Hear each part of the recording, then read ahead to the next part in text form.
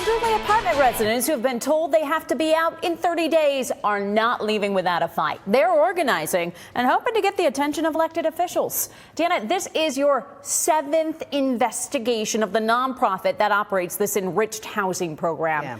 Now it's also closing the program in Fairport? That's right, Nikki. Yeah, the board president of Family Service of Rochester met with residents last week, telling them that they had 30 days to move out. Now, there are about 40 residents who participate in the enriched housing program at the Northfield in Fairport. And today they told me, we're not just losing an apartment, we're losing our friends, our community, and they're planning to fight back. When I visited the Northfield today, residents were eager to talk to me. Hi, Miss Blueberry. I'm so glad you're here. Janice Bell just became a U.S. citizen 2 weeks ago, and she thought she'd found home. 2 years I live here and I have to move again. Oh, no. It's taking a toll on me. She's not alone. Joan Nersinger is 98 and has lived at the Northfield almost a decade.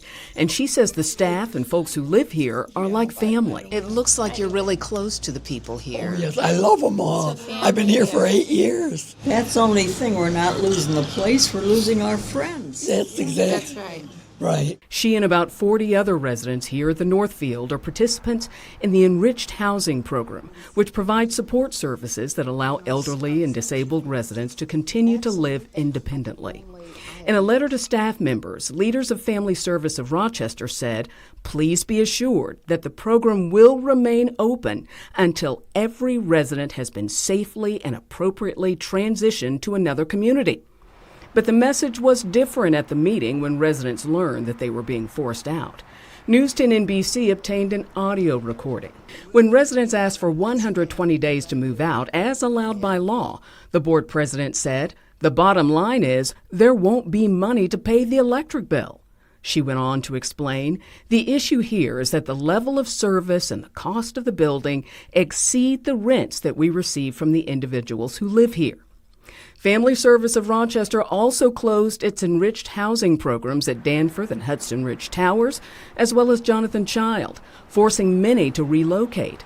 But the residents here at the Northfield say they're not going down without a fight. We're going to do a sit-in or a sit-out or whatever it's called out on the street. They've signed this petition and submitted statements objecting to the move. They plan to give the statements to elected leaders. I don't know what else I can say except I'm devastated. Absolutely. I'm really devastated. Now, in my past investigations, I've been following the money. I looked up their IRS filing form that shows that Family Service of Rochester is deeply, deeply in the red. Now, the board president says this was caused simply by having more expenses than revenue. But residents are planning a protest that they're calling a sidewalk sit-in.